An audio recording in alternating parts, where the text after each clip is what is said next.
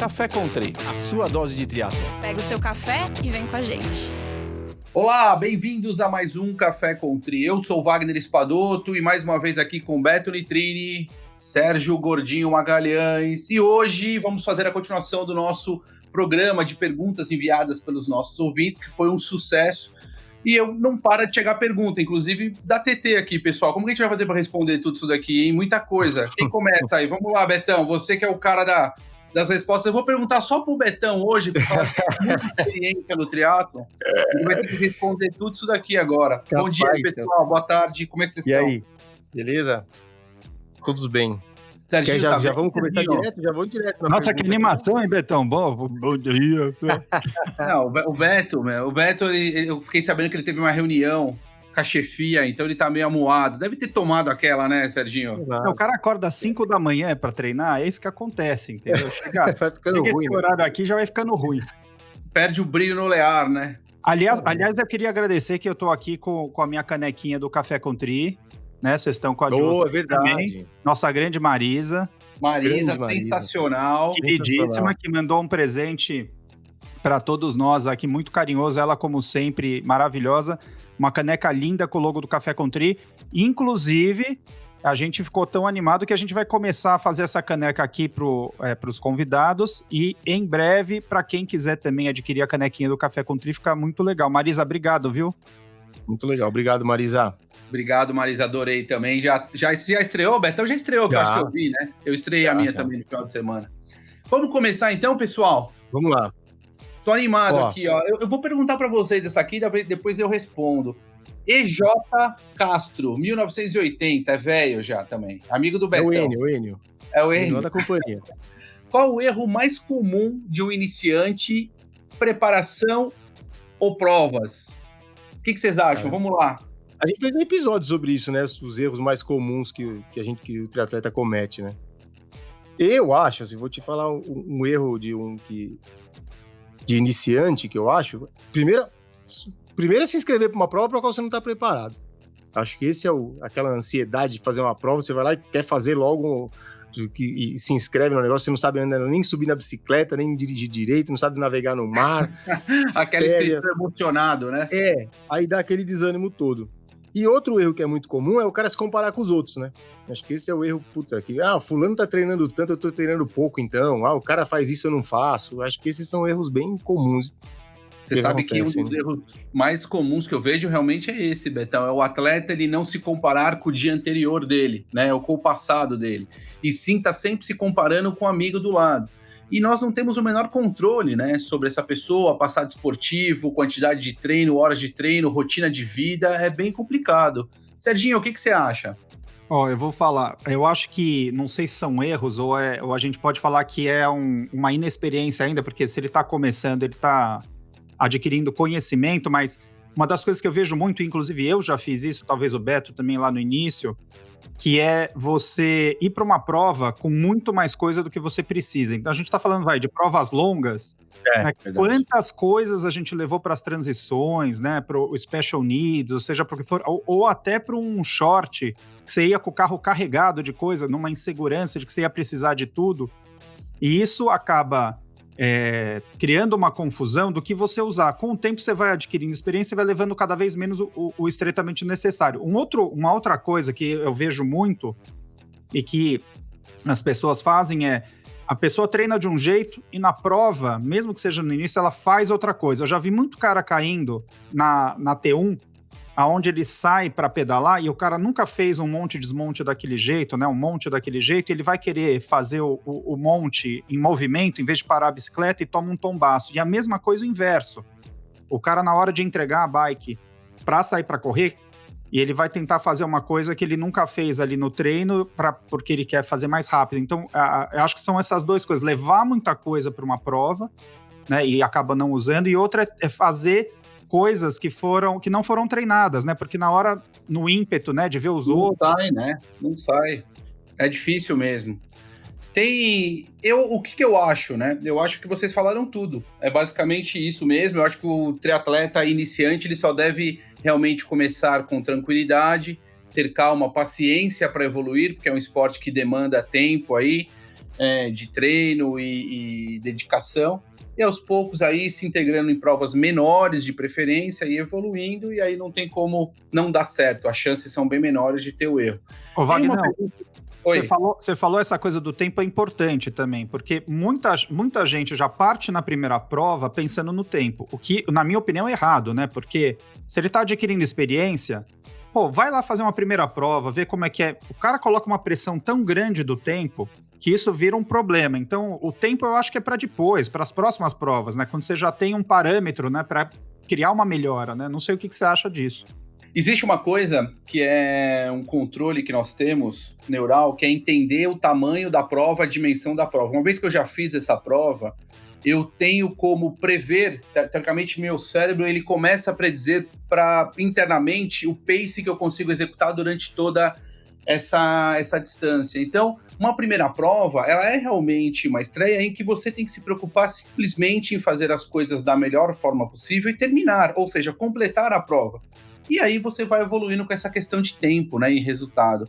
Mas é isso que o Beto falou, né? Você tem aí uma comparação, né, o Serginho, o atleta ele tem uma comparação muito com o amiguinho, né? E aí é difícil comparar com o amigo, né? E na verdade, quando ele tem que entender o processo, curtir o processo, se divertir mais com o triatlo, que é o que eu acho que falta bastante, né? Uma outra coisa que acontece muito que eu vejo, e eu acho que isso acontece mesmo depois que você... Mas acho que quando você tá começando e você pega amigos teus, conhecidos que têm mais experiência, é a quantidade, Betão, de dica que os caras te dão, de tudo, né? Nossa, Meu Deus. Sobe assim, leva ele. E pior que você fala diferente, faz 3 dicas diferentes, não sabe o que faz. Você pode escutar todo mundo, você vai ficar maluco ali, né? Pra poder ajudar mesmo, ele pode ouvir o episódio 16 que a gente gravou aqui, que são os erros que você pode estar cometendo. Ali tem todos os erros comentados, já com experiência própria. Comentados, discutidos. Já dá pra aprender bastante ali, dos erros que a gente fez, né? Eu vou passar para a próxima pergunta, mas antes eu só vou lembrar, eu lembrei o nome exatamente do que eu queria falar, que é teoria do governador central. Eu tinha me esquecido e agora eu lembrei do que eu estava falando na minha resposta. Bora, Betão, então vamos continuar aqui, Betão. Tem uma pergunta aqui, ó, da Thaís Maquita, @Thaís Maquita. Sigam ela, mandem fotos, mandem tudo para ela agora. Thaís Maquita. Betão, não entendi essa pergunta. Faz aqui pra gente, por favor, que eu vou responder essa aqui. Vamos lá. Ela perguntou aqui, ó, mulheres que treinam direito evoluem em média 5 a 10 watts de FTP por mês? Sei que cada atleta tem seu tempo, mas qual a evolução que vocês notam em amadores? Olha, eu fico pensando, se uma mulher que treina direito evoluísse 5 a 10 watts de FTP por mês, o quanto intenso deveria ser esse treino, né? E em quanto tempo nós teríamos uma campeã mundial? Cavendish, praticamente. Difícil, né? É assim, Thaís, ó, eu não tenho esse dado do quanto evoluir, é extremamente individual isso do atleta, depende muito da fase. Você veja que um atleta inexperiente pode sim avançar um pouco mais no início, mas depois ele vai ter uma certa estagnação. E o FTP, ele é um ponto importante, né? Para quem não sabe, aí é o limiar de potência do atleta.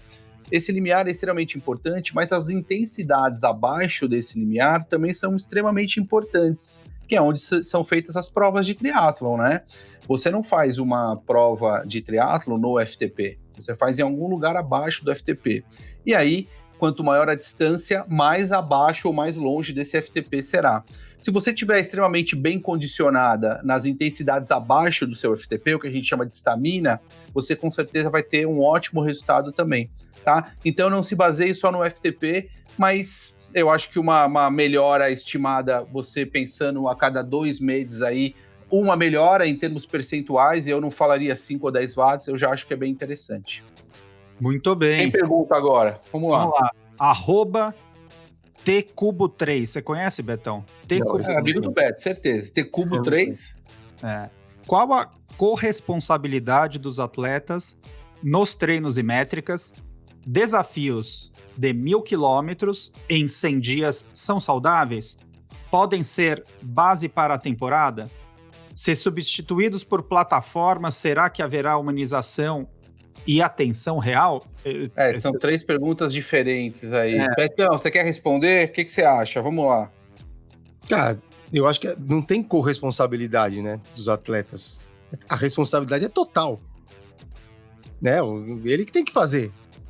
O técnico, a pessoa que organiza os seus treinos, ele vai montar o treino de acordo com o que você passou para ele de objetivo de prova. E a responsabilidade de fazer aquilo é sua. Não é de mais ninguém. Não dá pra terceirizar isso, né? Acho que da primeira pergunta, a minha opinião é essa. E a gente já falou em outro episódio aqui também que não é só uma responsabilidade do técnico, mas também um autoconhecimento do atleta em saber que é possível ele fazer aquele treino também, porque não adianta nada ele receber e não conseguir fazer, não tá na capacidade física ou não ter ele tem limitações que ele não vai conseguir fazer. Então não é o fazer ou não fazer, ele tá ligado a uma série de coisas, até o momento de vida que a gente já falou aí. Concordo. Eu acho que tanto atleta como técnico, eles têm responsabilidade. O técnico em montar os treinos em que o atleta consiga realizar, né? O atleta realizar esse treino, conversar com o seu técnico, o técnico entender essas métricas e aí passar novamente. É um feedback constante, né? Que a gente fala, é um flow constante aí. Agora, Vagnão, só entendendo aqui, desafios de 1.000 quilômetros em 100 dias são saudáveis. O que você entende dessa pergunta? É um número mágico, assim, eu vou treinar 1.000 quilômetros em 100 dias? Ou existe... Não em 100 dias, né? Porque 1.000 quilômetros em 100 dias... E 1.000 quilômetros em 10 dias. Né? O pessoal faz isso, tem vários desafios desses que o pessoal faz. Eu nunca fiz nenhum, mas tem vários, né? Tem o tal do 100 de 100 de natação em dezembro, que rola sempre esse ano aqui também, no final de ano. E tem esse 1.000 em 10 dias aí, que rola no começo do ano. Eu tenho um amigo que já fez todos esses desafios aí, que vocês conhecem também, que é o Eduardo Sarran. Beijo pra ele, aliás. Esse aí já bateu todos os recordes, eu vou te falar. Eu não sei assim, cara... eu não consigo ver um objetivo de fazer um negócio assim, sabe? Em janeiro, pega lá, primeira semana de janeiro, eu vou fazer 1.000 em 10 dias, cara. Sei. Existe uma coisa, então vamos lá, deixa eu tentar consigo opinar. Vagnão fala mais tecnicamente. São perigosos até, né? Não são? Existe uma coisa que é o seguinte, nosso ano aqui, né, e normalmente dezembro termina, o pessoal começa a treinar ali em janeiro, segunda quinzena, alguma coisa assim. Alguns atletas e algumas pessoas realizam alguns desafios. Primeiro, o desafio de nadar lá, não sei quantos, como é que é, 100 de 100, né, em dezembro, ele deveria ter alguma função, né? Qual que é a função dele? É fazer um trabalho um pouco mais lúdico na academia, em que todos participam, né? E que você tem aí vamos dizer assim, uma aglomeração da galera, uma motivação maior de estar com todo mundo. Então isso eu acho legal. Mas em termos fisiológicos, se você imaginar que esse treino, depois de 90 dias, não vai estar impactando tanto no atleta, é um atleta que muitas vezes veio de um ano competitivo extremamente forte, vai ali fazer mais força, porque está com os amigos, vai querer melhorar tempo, enfim. Eu não acho tão interessante em termos fisiológicos, acho que é um momento de fazer um off-season para o atleta recuperar a carga de treinos que teve no ano anterior. Já o 1.000 em 10 dias, ele normalmente é feito em janeiro. Isso é feito muito por atletas profissionais, e aí algumas assessorias trouxeram isso para os amadores acham isso maravilhoso, e você veja que muitos desses atletas, eles estão indo para o Ironman, né? E aí eles fazem esses 1.000 quilômetros em 10 dias no começo do ano, sendo que vão ter que enfrentar um volume extremamente grande para o Ironman daqui uns meses.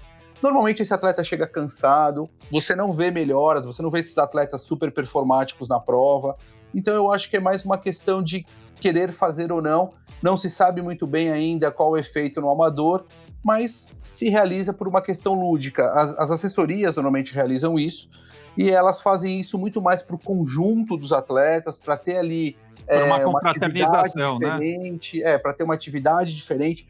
E atleta gosta disso, né? Se você falar, vamos fazer um desafio 5.001, ou seja, todo dia vai nadar 5.000. Os caras vão querer fazer isso, os caras vão se animar, o pessoal gosta disso. Em termos fisiológicos, é bullshit, não interfere em nada para as provas lá no meio, entendeu? Muito bom. Bom, Betão, lê a próxima aí. Próxima.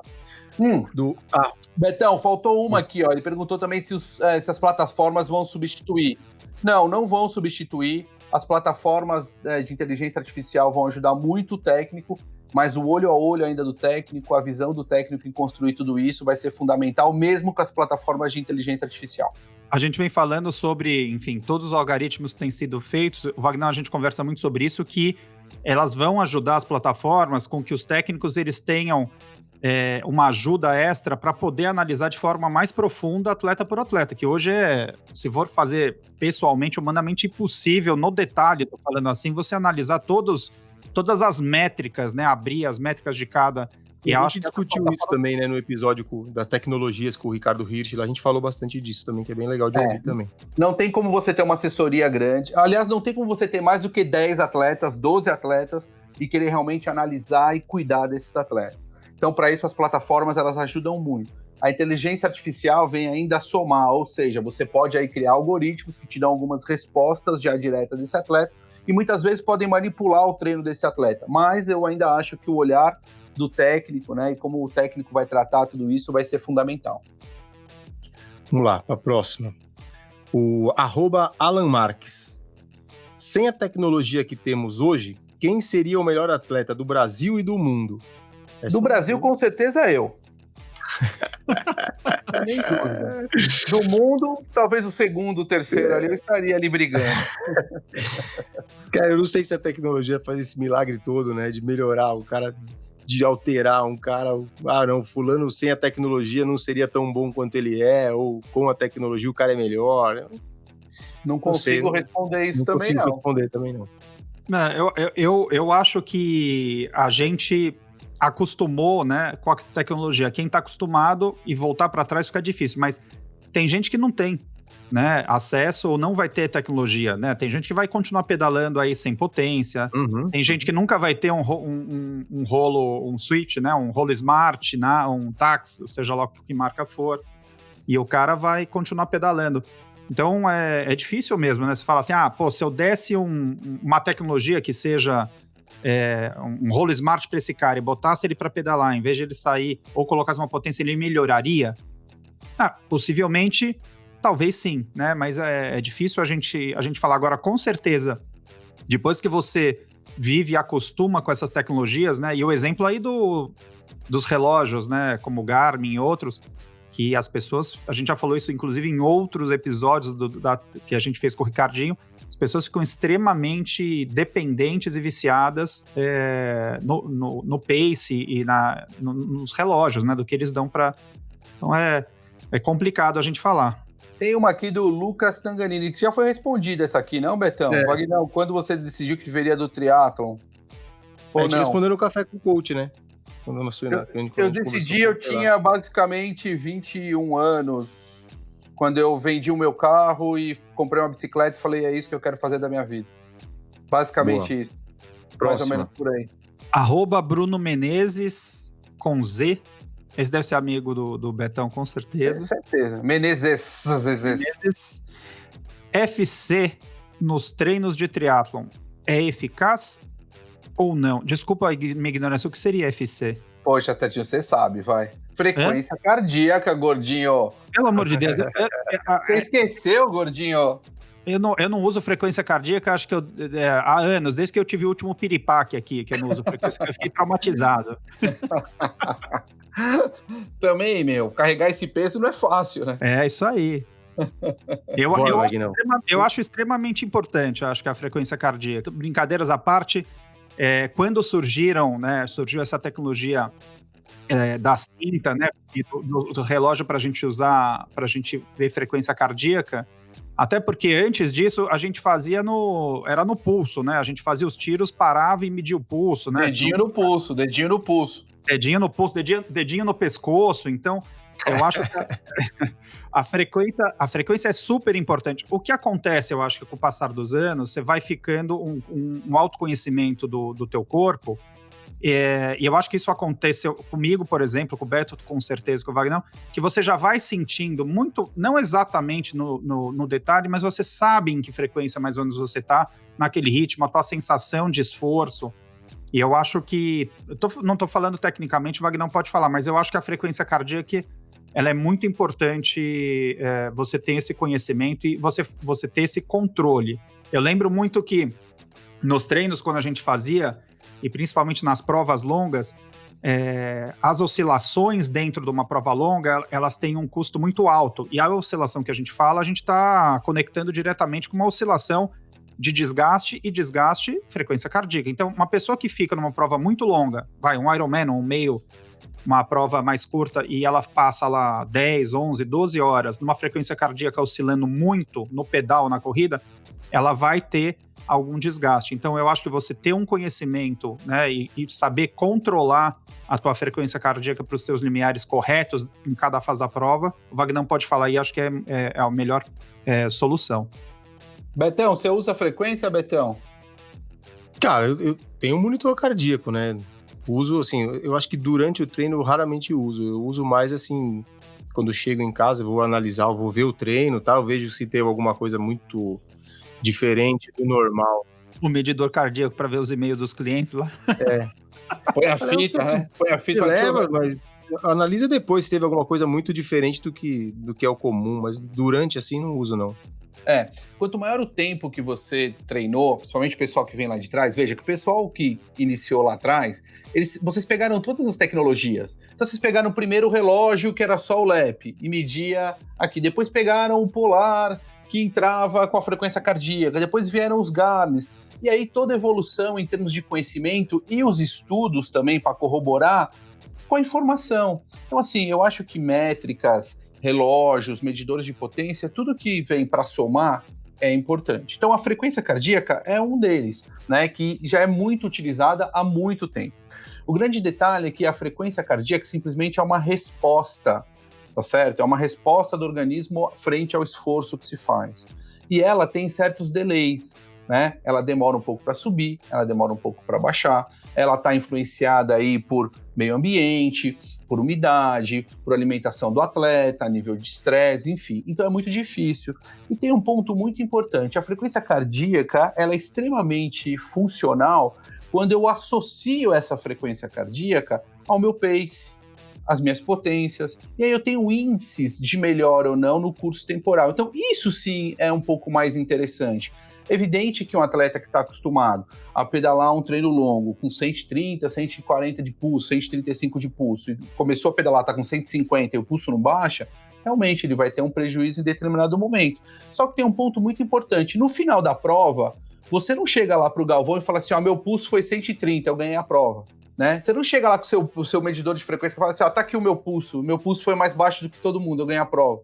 Não é assim que funciona. Então, o pulso ele é importante, ele tem aí uma ferramenta de controle extremamente útil, né? Principalmente quando comparada com alguma outra métrica, mas existem algumas limitações e hoje em dia nós já temos outras formas de mensurar a carga de treino que são muito mais assertivas que não a frequência. E sim, utilizar a frequência para outros parâmetros, como desidratação, por exemplo, durante uma prova, é extremamente útil, né? Então, eu gosto sim de usar a frequência cardíaca, né, respondendo, mas sempre é associada a algum outro dado, né? E é importante também, inclusive a tese de doutorado que eu estou trabalhando agora, ela envolve frequência cardíaca, né, e potência, ou seja, então ela é muito importante sim, eu gosto. Wagner, deixa eu te fazer uma pergunta. Que isso é uma coisa que eu acho que desde que eu comecei a treinar, eu vejo vira e mexe, e eu já tive essa encanação. As pessoas têm mania de... Você vai correr com alguém, ou você está pedalando com alguém, e aí o cara termina e fala, minha frequência cardíaca tá tal. E você fala, puta que pariu, minha frequência cardíaca tá 40 a mais do que o do cara, eu tô morrendo. Então assim, a frequência cardíaca de cada um tem uma carga genética envolvida, quer dizer, eu sempre tive, por exemplo, né, porque assim, sou maior, mais forte, assim, eu tenho uma frequência cardíaca, sempre tive uma frequência cardíaca alta. As minhas provas eu sempre fiz no limiar mais alto, assim, meu pace confortável de corrida era 175 de batimento cardíaco, e eu tava super confortável. E um cara correndo do meu lado igual, que tinha outra composição física, ele tava 135. Como é que funciona isso? É comparável, não é comparável? Não é bom comparar? Então, eu acho que comparar a frequência cardíaca, que é extremamente individual, é difícil, né? Você olhar para o lado, imagina, pensa, os dois estão no mesmo pace e seu coração está tendo um custo muito maior. Agora, é evidente que você não comparou, por exemplo, quais foram as alterações estruturais e funcionais em câmeras cardíacas, no teu ventrículo esquerdo, na tua parede, que o quanto isso está denominando que você bate mais o teu coração e o teu colega não. né? São alterações diferentes, são tempos de treinos diferentes. Às vezes você tem 2, 3 anos de treino, teu atleta tem 15 anos de treino, então essas alterações são muito mais observáveis, né, vamos dizer assim, no teu atleta. Agora tem um ponto importante, eu tive uma atleta uma vez, que ela veio para nós, né, a Natália, esposa do Ronaldo, e ela tinha frequência cardíaca alta, super alta na corrida. E nós fizemos, acho que 3 ou 4 meses de treino extremamente leve para baixar a frequência dela, ou seja, um treino voltado para uma redução de frequência cardíaca basal e intensidades ali submáximas. Sabe o que aconteceu? Baixou 3, 4 batimentos. Ou seja, nada. E ela foi campeã brasileira de triatlon, né? Então, o que acontece? É individual, é muito difícil. Motor 2 tempos e motor 4 tempos, não exatamente tem jeito, né? isso. Às vezes você vai estar com 150, evidente que eu quero um pulso de 140 para estar correndo a 4 por quilômetro, mas nem sempre vai ser possível, né? E aí sim, talvez uma consulta ao médico para ele realmente avaliar e falar, não, ó, tá tudo ok, o seu sistema é assim que funciona, vamos continuar, é extremamente importante. Ele validando isso, é trabalhar com essas frequências da melhor forma possível. Muito bom. Vai lá, Betão, a próxima, do Leandro Polo. Leandro Malapolo, vamos lá. Leandro, que treina com a gente, lá de Bauru, né? Não, essa Bauru, aqui não. Essa daqui vai dar um programa. Qual a cadência ideal na bike nas provas longas de triatlon e por quê? Ixi. E se o teste de FTP deve ser feito no clipe? Brincadeira, né? Você pode responder a segunda rápido? Vai. Se não tá conseguindo fazer o teste do FTP no clipe, vai ver o bike fit, porque pô, se você não consegue fazer força no clipe, tem alguma coisa errada, né?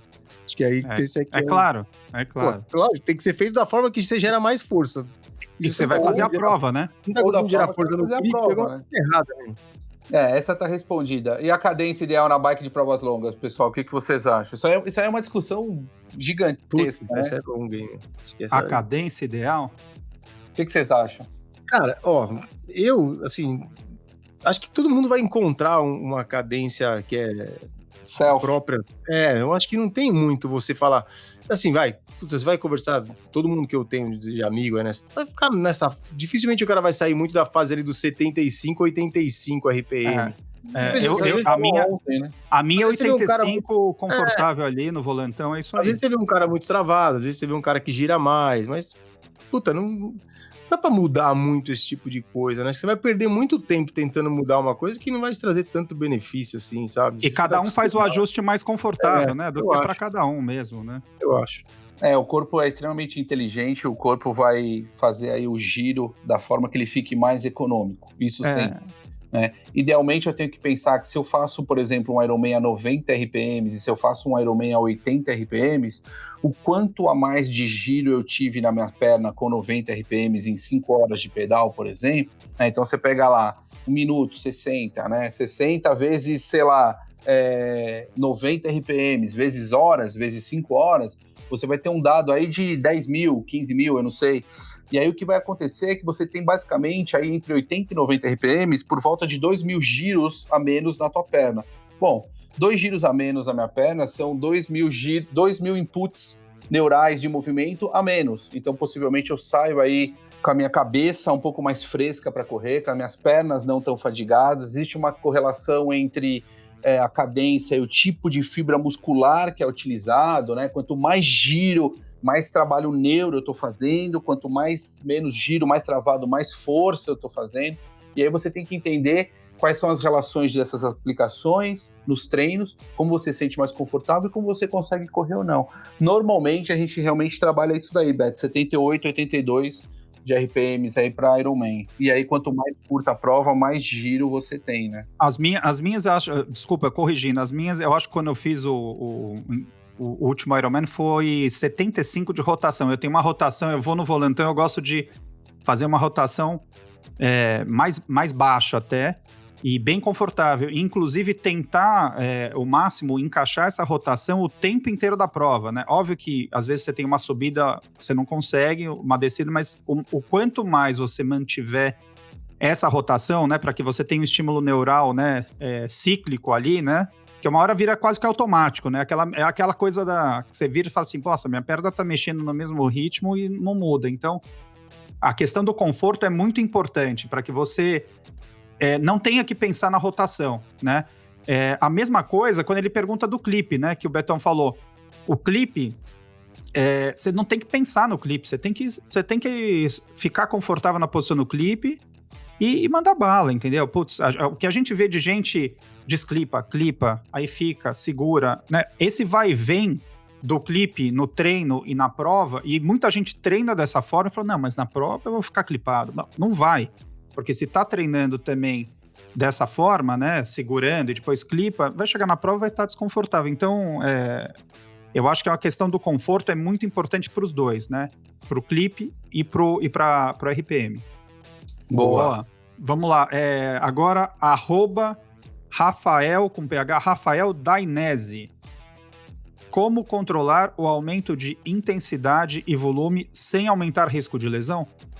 Essa eu vou até mutar meu microfone aqui pro Wagner não responder. Eu também. Eu vou tomar um café no banheiro e já volto, Wagner. Pode falar aí.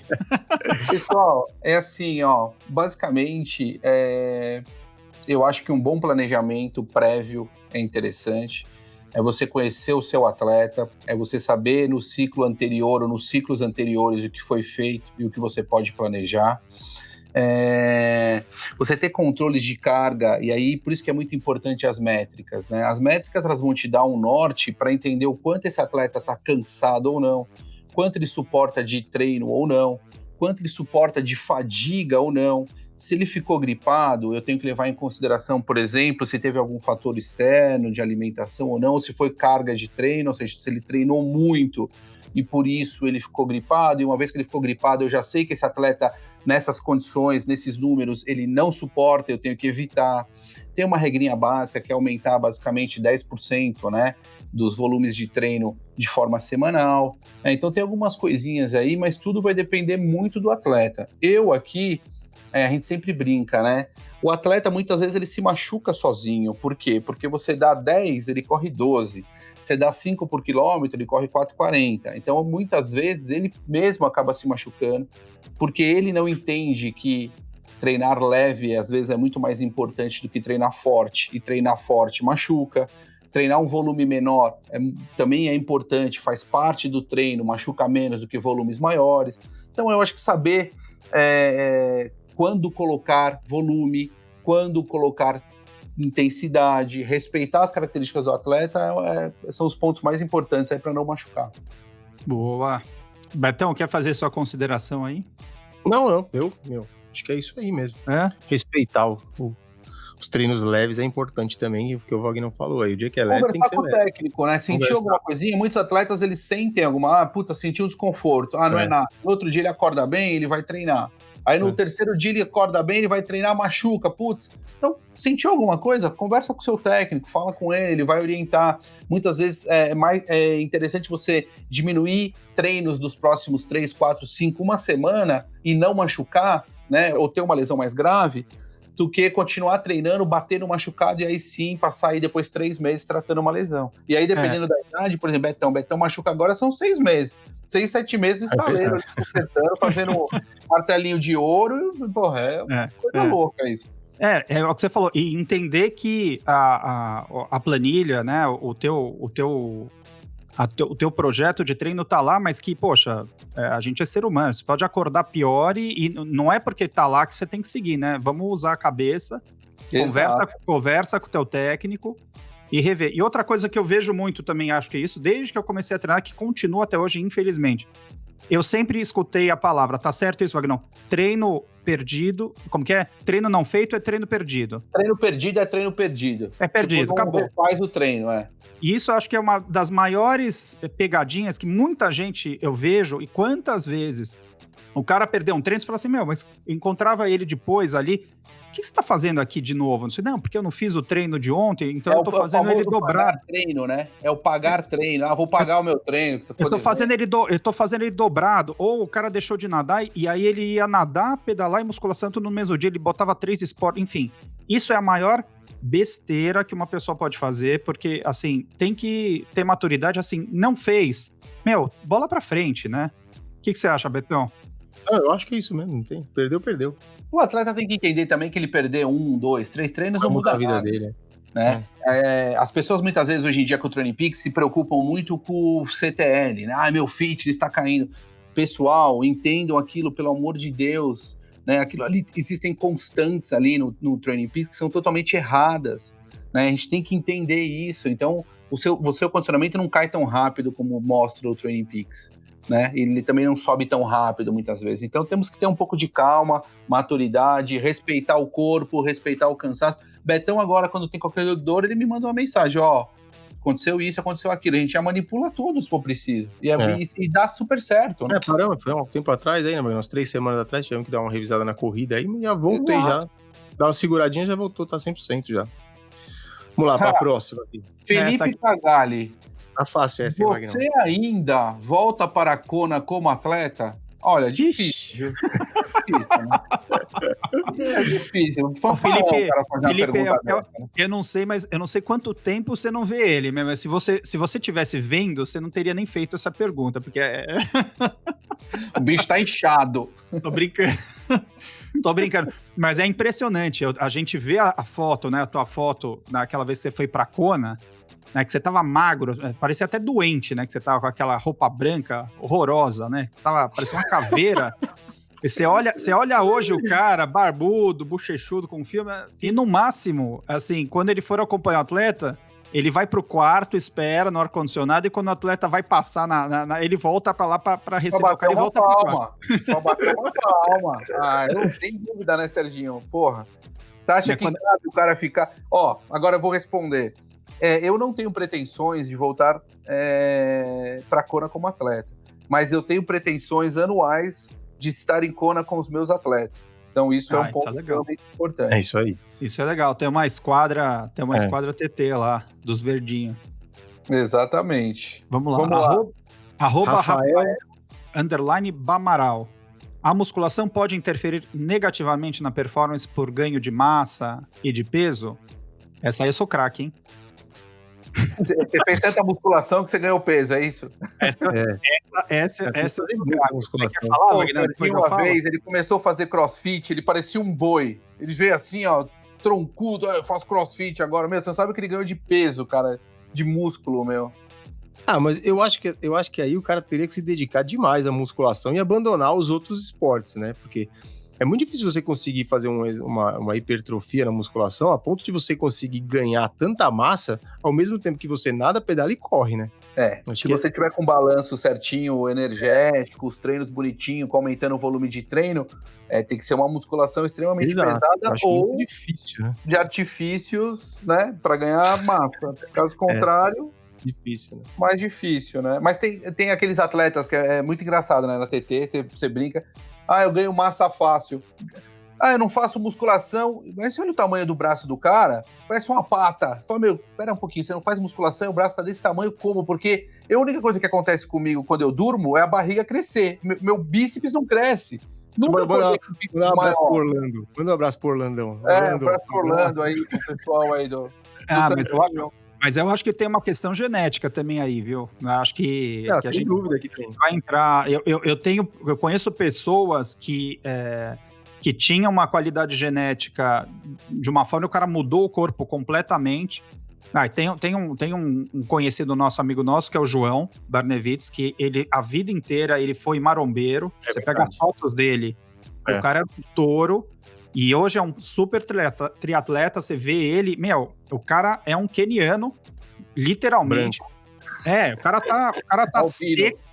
Então, você fala assim, esse cara realmente ele mudou o perfil do corpo dele. Agora, a pergunta é, aí a gente vai falar de mesoforme, ceraforme, quer dizer, os tipos genéticos que tem. Será que ele já era assim, e na verdade ele fazia uma musculação para ficar grande? Porque eu vou te falar, eu sei que eu sou mesoforme, eu mesmo muito magro e treinando muito, como em 2015 eu fui seco, não adianta, a minha qualidade muscular é muito grande, não tem jeito. Você é gordoforme, não inventa nome para você, porque é isso que você é. Mas assim, o João, vamos lá, ele não é que ele tava fazendo triatlon e ficava na musculação. Exato, eram coisas separadas, né? Fases diferentes, exatamente. Específico, treinava-se musculação, ganhou-se massa, depois mudou de esporte, um esporte mais aeróbio, um esporte que consome muita energia. Perdeu, e aí não tem como, você não tem energia para construir músculo, como é que faz isso? Né? Então é um pouco mais difícil, sim. Próxima, Beto. Paty Queiroz. Trabalhar com a esposa e com o marido, como amar e não matar. Depois tem mais uma aqui, ó. TP elementar, Training Peaks elementar. O que todos deveriam saber e entender. E o que a gente pensa de quem corre lento, não corre, ou cada um na sua? Olha, como trabalhar com a sua esposa e não matar, como amar e não matar, é simples. É só vocês tentarem dividir extremamente os lances de trabalho e vida pessoal, o que é difícil, mas é factível, né? Eu não brigo com a Érica, brigo muito mais com a Érica por conta de trabalho, né, do que vida pessoal, então é viável. O que todos deveriam tentar entender no Training Peaks seriam algumas métricas básicas, algumas métricas de CTL, ATL e forma. Eu acho que entender um pouquinho sobre testes e quando fazer, para que vocês não fiquem com o TP desatualizado. O grande problema do Training Peaks é quando os atletas não testam, e aí você tem ali o teu FTP das modalidades totalmente fora do padrão, e aí todas aquelas linhas que vocês estão olhando lá não servem para nada, tá? Uma vez que está desatualizado, o Training Peaks não serve mais para nada. O que pensa de quem corre lento? Eu penso que eu também corro lento, né? Por exemplo, eu hoje fiz um treino, para vocês entenderem, eu corri 5 vezes de 2 minutos, que meu técnico montou para eu correr, e eu corri a 6,30 por quilômetro. Tô feliz da vida aqui, todo dolorido, já lascado, mas tô feliz. Né? Então, assim, o que eu penso? Eu penso que quando eu estou parado e vejo alguém correndo lento, eu penso, caraca, esse cara tá correndo, olha que força de vontade. E eu tô aqui parado. Então, é exatamente isso que eu penso, pessoal. Cada um na sua. Melhor correndo, melhor se movimentando do que parado, né? O que é lento, né? Lento para o cara, às vezes tá super firme para ele, né? Forte. Às vezes você olha o cara ali e fala, nossa, o cara tá devagar. Pô, o cara tá devagar, mas ontem ele tava deitado, semana passada ele não fazia nada, hoje começou a fazer, então cada um na sua. Não tem muito falando dessa questão do lento, do rápido, né? De novo, voltando lá atrás, tinha uma mística, sei lá o que era, e acho que talvez continue isso até hoje, não sei, que era o famoso pace de 5:1, né? Parecia que quem não corria 5:1 era um inútil. Então, assim, o cara já começava correndo, ele falava, não, pelo amor de Deus, ele entrar para uma assessoria. Eu lembro lá atrás que a gente eu entrei para o MPR, que foi onde eu conheci o Vagnão, para o Marcos Paulo. Falei, se eu não correr a 5:1, puta merda, eu vou ter vergonha de falar que eu tô a 6:1, a 6:30, que é o que o Vagnão falou. Assim, isso é uma coisa que virou uma fantasia. É um clube, né? É o clube do Sub-3, é o clube do Sub-10, é o clube, é o clube do Sub-5, tipo... E aí, se o cara não consegue correr a 5:1, ele se sente um incapaz. Tomar cuidado com isso, né? Porque acho que é o que o Vagnão falou, o que é lento, né? Então, poxa, cada um corre no seu ritmo. E outra, esse cara aqui, o Vagnão, já correu a 4:1. E hoje ele tá a 130. Óbvio, né? Não preciso nem falar por quê, mas assim, é a fase que ele tá. Pode voltar a correr 4:30, 4:1? Pode. Tem que treinar aos poucos, emagrecer. Isso como ele, mundo, fases, então, né? Fases, né? E a gente, idade também, né? Não tem, pelo menos nós aqui não temos mais 20 anos de idade, então quando a gente tinha 20 era mais fácil. E eu acho que a gente tem que entender um pouco e não ficar caindo na dos outros nessa coisa do pace, assim. Meu amigo do lado tá a 5, puta, eu tô a 6, eu sou um imbecil. Então vamos tomar cuidado. O importante eu acho que é vocês correrem, cada um no seu pace, terminarem e quando puderem, vão tomar um café junto, conversar, que é isso que vai importar para vocês, que é isso que vai engrandecer vocês. Dane-se o pace, né? Cada um tem o seu e vamos ser felizes muito mais do que se preocupar exatamente sempre com o pace. Agora uma coisa legal que a gente sempre fiz muito é tentar se aproximar de pessoas que são melhores do que você. Então, você vai fazer um treino, não é muito comum, você vai fazer um treino de tiro ou alguma coisa com alguma pessoa que é um pouco melhor que você, ou você vai nadar, né, e aí vale o pace também da natação com alguém, sempre nade no pé de alguém melhor que você, né, sempre corra sempre junto. estimula, né, sempre dá uma ajuda, né. Eu acho que isso vai estimulando, vai te dando aos poucos aí uma melhora né, você fala, corri um pouco melhor hoje, porque, poxa, se não fosse o cara do meu lado aqui, eu acho que não sempre, obviamente, mas eu acho que isso também é muito bom, você ter esse estímulo de pessoas que podem te puxar, né? Nunca treino com pessoas piores do que você, né? Aquela velha história, né? Não ande com pessoas piores que você, que eu não tenho seguido a regra, claramente aqui. Consigo visualizar isso. Mas, enfim. Manuela Carmona. Manu treina com a gente também. O pessoal treina com a gente, gosta de fazer as perguntas. E pior, eles não perguntam pra mim, eles fazem aqui, ó. Pinga fogo. Ninguém nunca pergunta, já joga na rede. Como treinar base sem perder performance? E aí, Betão? Consegue responder essa? Primeira pergunta é, o que é base, né? Então, Wagner, eu acho que é o período do treinamento, né? O período da base, ela não é que ela não vai te trazer, ela vai te trazer performance lá na frente. Exato. Então, o que você vai fazer? O próprio nome diz, você vai fazer a base para depois vir a performance. Então, não é hora de você se preocupar com a performance imediata. Você está fazendo a base para se preocupar com a performance daqui, sei lá, 2 meses, 3 meses, 6 meses, dependendo da prova que você vai fazer. Então, essa modulação, como está a minha performance na base? A performance na base é fazer os treinos. Faz os treinos, não precisa... né?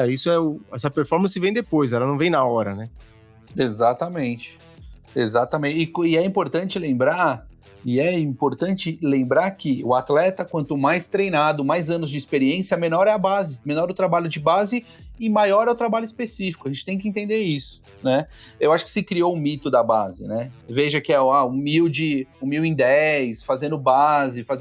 Bom, você imagina você pegar um atleta que tem 10 anos fazer 1000 em 10 é uma coisa, você pegar aquele atleta que tem 1 ano de triatlo, você vai colocar ele no mesmo bolo para ele fazer 1000 em 10. Exato. Tá certo isso? É. Pode isso, produção? Pode, não sei. Não vou falar aqui dos atletas dos outros, falo só dos meus. Nunca fiz, não pretendo fazer, pelo menos com a maioria dos atletas da TT. Ô, Wagner, tem mais alguma pergunta aí que surgiu agora, em cima da hora, para você, que você quer falar? Tem uma pergunta da Samira, não sei de quem que é. Tem da Samira, do Léo Tuma, aqui do Edu. O Edu tá lá na França, inclusive, eu vou fazer essa pergunta. Vamos lá, ó, Léo Tuma, plataforma de instabilidade para treino no rolo. É bom, Betão? O Léo? Léo Tuma perguntou. O Léo Tuma tem que ser uma plataforma reforçada, né? Porque senão vai quebrar a plataforma. O Léo Tuma tem que ser uma base de concreto, né? Puta que eu pariu. Eu nunca testei, viu? Eu já vi vários reviews sobre isso e, cara, não vi ninguém falar que traz muitos benefícios, não. Assim, você vê, a maioria das pessoas. Qual seria o benefício, Betão, ali você ter uma instabilidade como na rua, por exemplo? Conseguir não perder desafios? Não acho que vai. Eu acho que é muito mais a sensação de você entrar no clima ali do que tá acontecendo. É quase como... É mais uma ferramenta para te botar dentro do percurso, né? Você vê lá os caras do DC Rainmaker, os caras que fazem esses reviews de produto, eles falam que não vale o investimento. É um produto que legal e tal. Não tenho ideia do preço. Não, também não tenho ideia. Nem sei nem se tem aqui no Brasil, Wagner. Bom, até onde o triatlon ajuda na saúde e quando começa a impactar negativamente? Longas De quem que é essa? De quem que é essa? É o Tuma, ele fez 2, ele mandou 2. 2? Entendi. Bom, o triatlon ajuda na saúde desde quando ele não se torna performance full time. Tudo que é performance, ou quanto mais performance se visa, menos saúde se tem. Essa é uma regrinha básica, uma pirâmide invertida aí. Lembre-se que quando eu penso em performance, eu vou ter que extrair o máximo do meu corpo.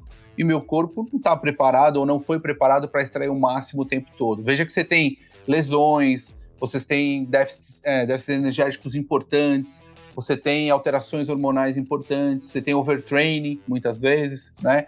Então eu acho que quando ele começa a impactar negativamente, é o momento de baixar a bola, parar, dar alguns passos atrás e se preocupar primeiro com a saúde sempre. Alta performance está ligado diretamente a desgaste. Você está no limite, né? É isso, né, Wagner?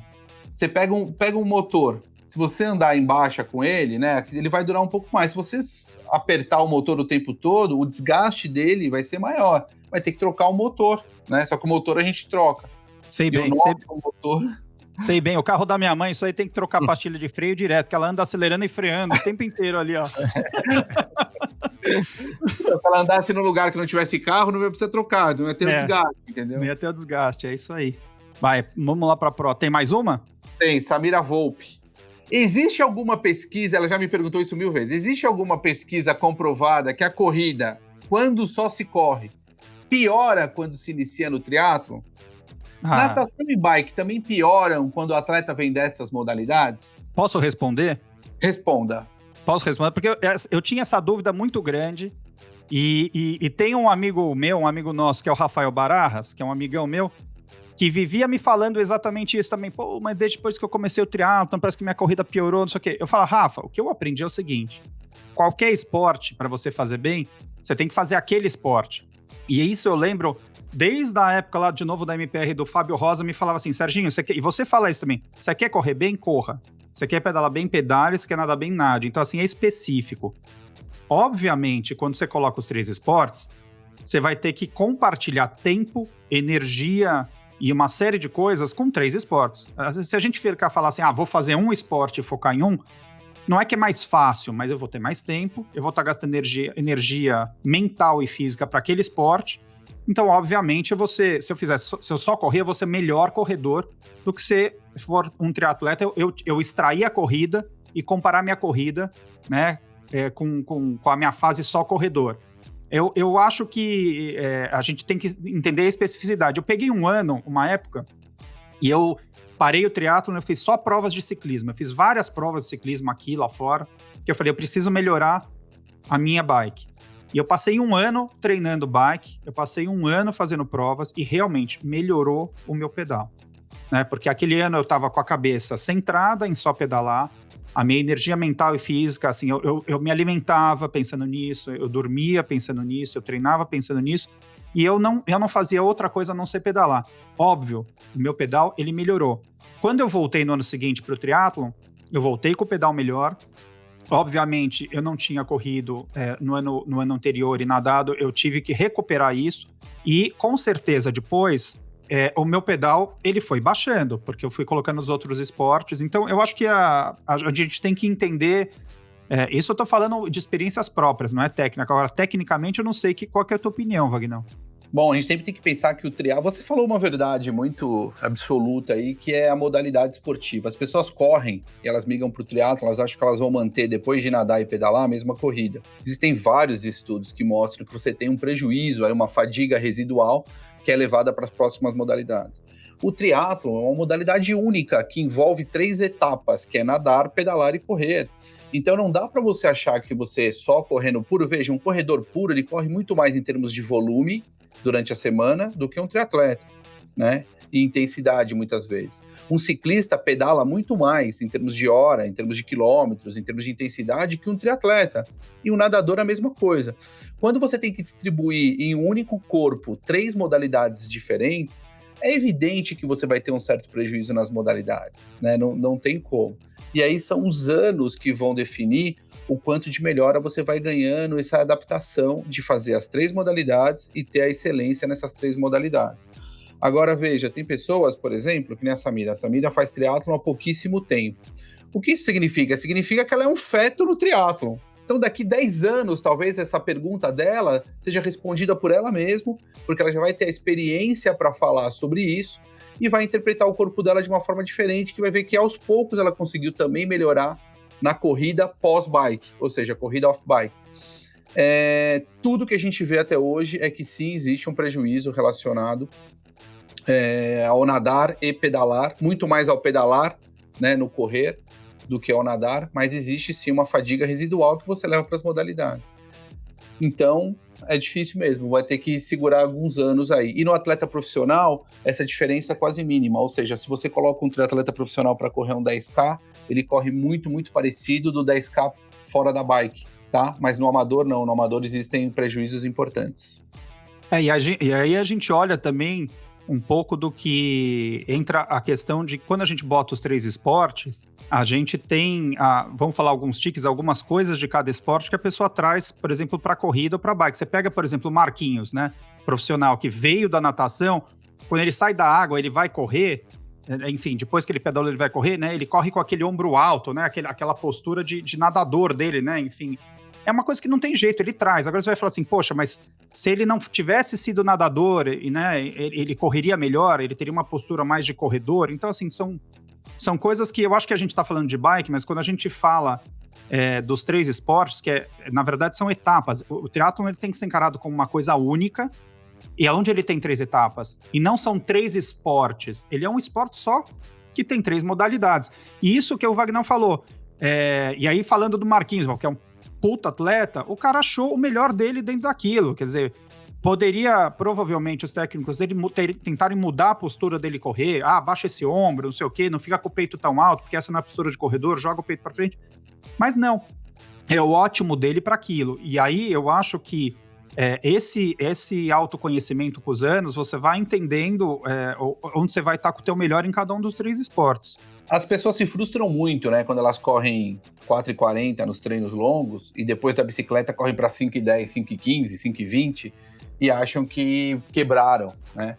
Na verdade, não é assim, né? Na verdade, você tem aí uma fadiga. Todo mundo que fez triatlon um dia já desceu da bicicleta para correr e sabe como funciona isso. Muitas vezes você não tem treino específicos para isso, né? Muitas vezes você não teve tempo hábil para treinar o seu atleta para que ele fizesse algumas transições e conseguisse se adaptar a esse volume de meio Iron ou Iron, enfim. Então, tem bastante coisa envolvida aí. Então, é uma discussão também que é bem longa, viu? Eu já vi muita gente falando sobre, mas quando você começa a fazer muito treino de bike, você vai ficar com a perna mais forte, mais musculosa, isso vai atrapalhar para a corrida, versus a pessoa que só corre. Obviamente, talvez ela fique mais longilínea, não sei, com a perna, não sei. São coisas que a gente escuta, mas cada um é cada um também. Não dá para entrar nesse mérito e fazer essas comparações. Você tem campeões do mundo, Serginho, já se fez algumas avaliações antropométricas para entender o perfil do triatleta. Você tem campeões do mundo de ITU altos, baixos. Você tem caras que são um pouco mais cheinhos e caras que são um pouco mais magros. E no Ironman é a mesma coisa. Você tem caras que são um pouco mais fortes, que já foram campeões do mundo. Você tem caras que são mais secos, que já foram campeões. Então, assim, você tem de tudo. Ainda não consegue se definir um padrão. Não tem um padrão, né? Sim, Varia sim. demais. Eu brinco um pouco com... Eu tava conversando com um amigo e eu falava assim, isso aí é que nem quando a gente jogava Mario Kart. Você lembra do Mario Kart? Que quando você ia escolher Você acha que onde eu morava tinha Mario Kart? Fala pra mim, olha na minha cara. Você jogava... qualquer vídeo, você pegava o Mario Kart, você escolhia o bonequinho e você escolhia o carro. E aí, obviamente, o carro que era mais forte na reta, ele fazia menos curva, né? E por aí. Então, assim, no final ninguém é melhor com tudo, né? Eu acho que não adianta você falar assim, eu vou ser melhor meu melhor é a bike e eu quero ser melhor na corrida. Às vezes não vai ser. Faz o teu melhor na bike e corre o melhor que você pode, mas você não vai ser melhor na corrida. Então, esse paralelo com a brincadeira que eu falo do Mario Kart, que eu tava conversando com um amigo outro dia, é bem isso, assim, não dá pra querer escolher o melhor carrinho que vai fazer tudo melhor, ele vai fazer curva, vai andar final, vai ter a melhor arrancada, não sei o quê. Não dá. Eu acho, mesmo nos profissionais em ITU que você tá falando, a gente olha e muitos deles são melhores em alguma modalidade, e são melhores em alguns momentos. Tem que encontrar o equilíbrio, não tem jeito. São melhores em momentos, inclusive, da modalidade. Tem cara que é muito bom na saída da T1 e tem cara que é bom na recuperação, tem cara que é bom na transição. O que a gente vê, de forma geral, assim, para vocês entenderem, de atleta de ITU, né, falando de modalidade, ele é um excelente nadador, ele pode ser um ciclista não tão bom e vai ser um exímio corredor, né, porque ele vai andar ali no bloco. Já na prova longa, você tem, por exemplo, quantas vezes vocês já não viram? As pessoas gostam muito de falar assim que natação ganha a prova de triatlo. Ganha porra nenhuma.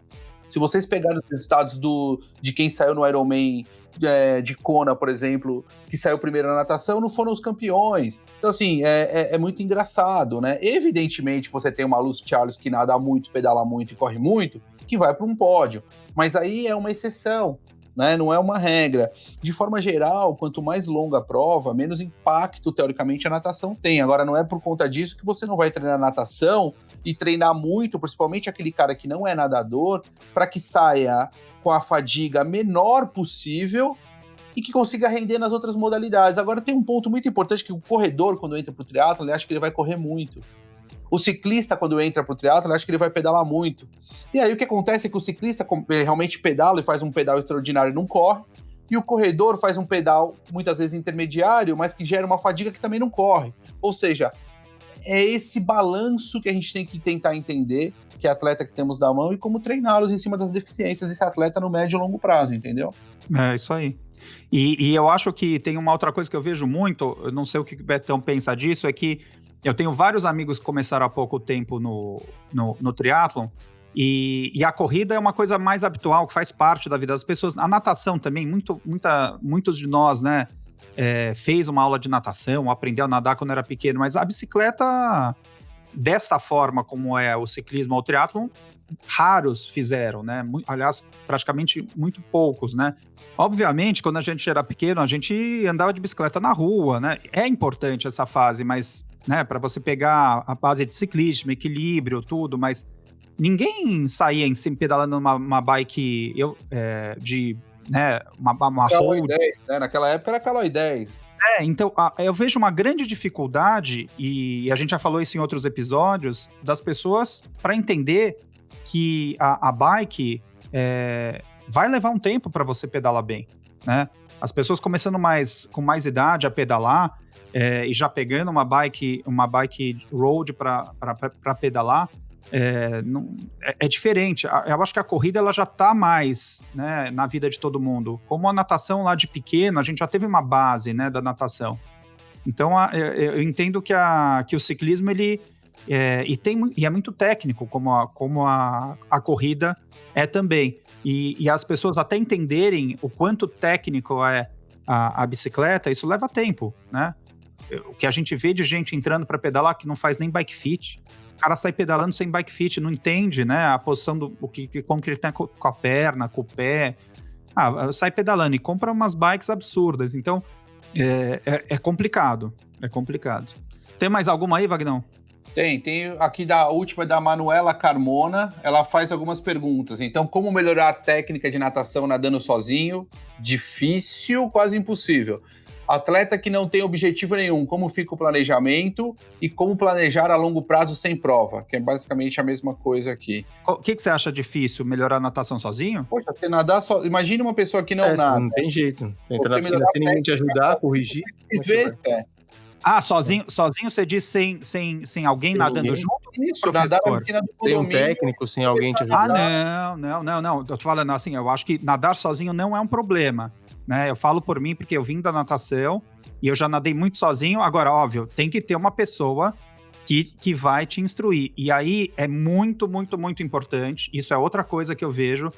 As pessoas entrando, pulando na piscina, querendo pegar no pé de outro, sair nadando, fazendo tiro, e muita pouca gente treina técnica, e muita gente as pessoas não têm paciência de fazer os aplicativos, né? Os educativos, né? Não os aplicativos.